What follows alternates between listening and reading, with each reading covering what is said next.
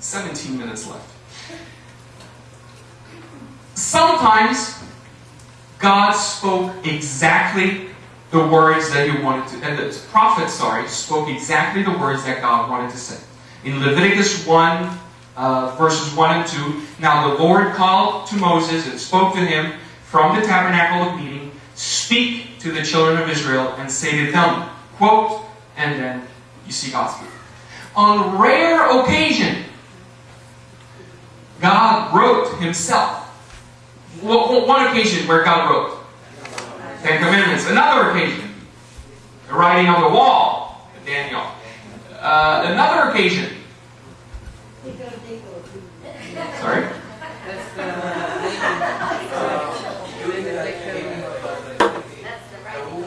Yes, the adulterous woman, Jesus stoops down and writes the sin of the people on the dust.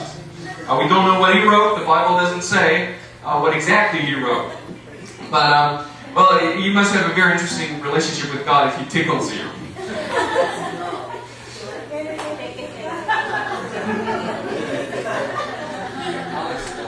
Oh, sure.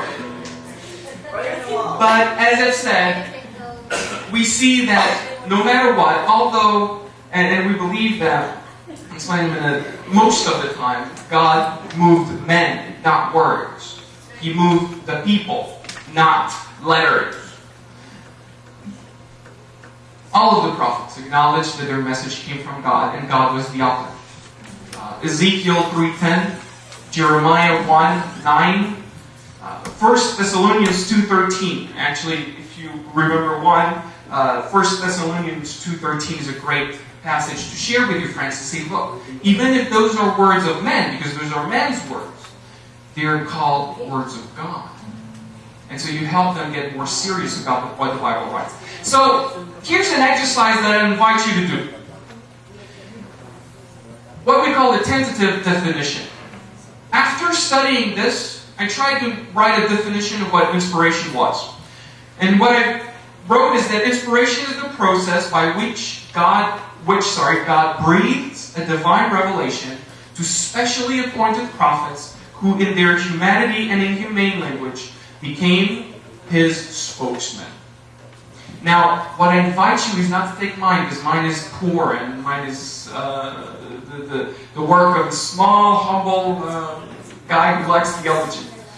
Go and write yours. Study again. Use your notes. My advice is, as you prepare this, to give it as a Bible study with all the references, ask yourself, with all the information I have, what is inspiration? And it's okay if you quote the Bible. Now, we see here two things, and I'm going to use two hands, I'm sorry. Don't want it to fall again.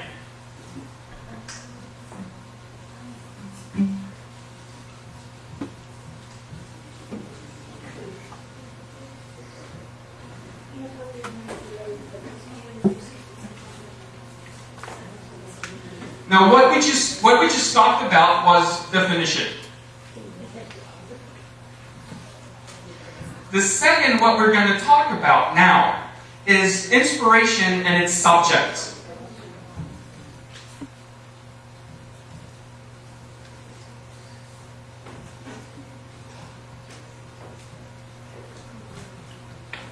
And I have to hurry.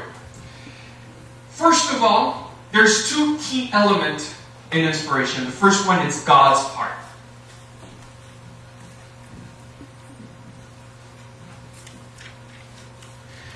What is God's part in inspiration? Well, we need to understand a couple of things that are extremely interesting. First of all, there is a chain of command. Now, we talked a lot about the Holy Spirit. We've talked about it in the different verses. But there is a chain of command, and the whole of Trinity is involved in inspiration. We know that the Father initiates and gives the message. John 8:28 says that Jesus doesn't speak unless the Father gives it to Him. Then Jesus, the Son, receives the message. We see that John 16:13 and 14. And the Spirit delivers it to the people. 2 Peter 1:21. Now, if you've missed some of the references, you will have them on the notes that will be available on the internet. Or you can just come to me, please. Now, on rare rare occasions, the message was entrusted to angels. Gabriel was, and actually the only angel that has been in charge of delivering a message is Gabriel. We know that he was the second highest angel when Lucifer was still in heaven. He has now been promoted highest angel. I'm sure he regrets it, but this is due to unfortunate circumstances. What we also know is that God chooses special men, special women, to be His messengers. Now let me be clear, because a lot of people speculate. We do not know exactly what God does in the life of the people to prepare them. We just know that it doesn't happen at birth. Like Common said, so I won't spend time on it. Moses was chosen. Jacob was chosen. There was a time. It wasn't from birth that they started, delivering.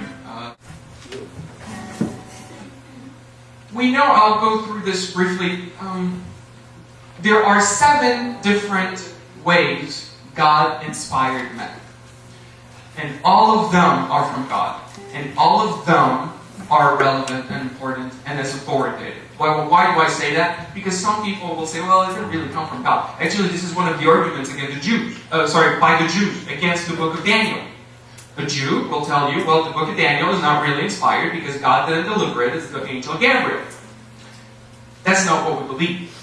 Why? Because God gives His revelation in more than one way. The first one, I'll write it on the board, is Theophanes.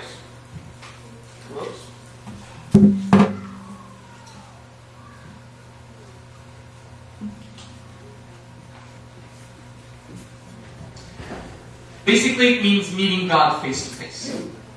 And we talked about this, so I won't go over it. The other one, second one, angels, as we talked. The third one, audible voice of God. Sometimes prophets heard the voice of God.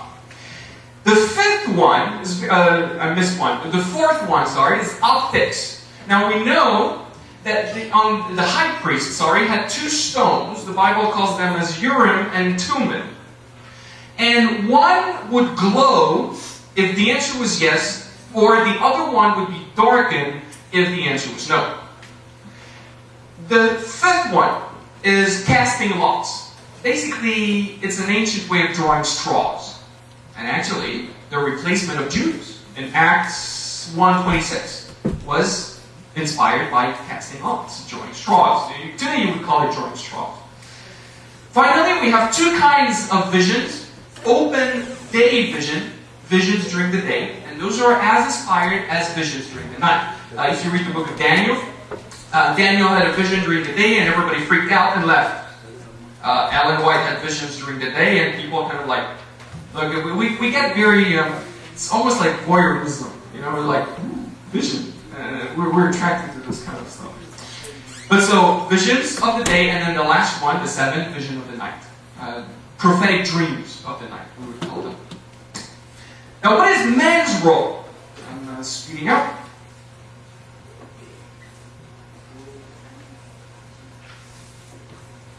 It's important to understand that men played a part. It's all right to say that that men played a part. And a lot of the controversies now, I don't know how extensive it is, but when I argued with my Catholic friends, a lot of the problems they encountered is, well, they don't believe that there's any human aspect to the Bible, at least the one I was talking to. God inspired 40 writers, about 40 writers, over a period of 1,500 years.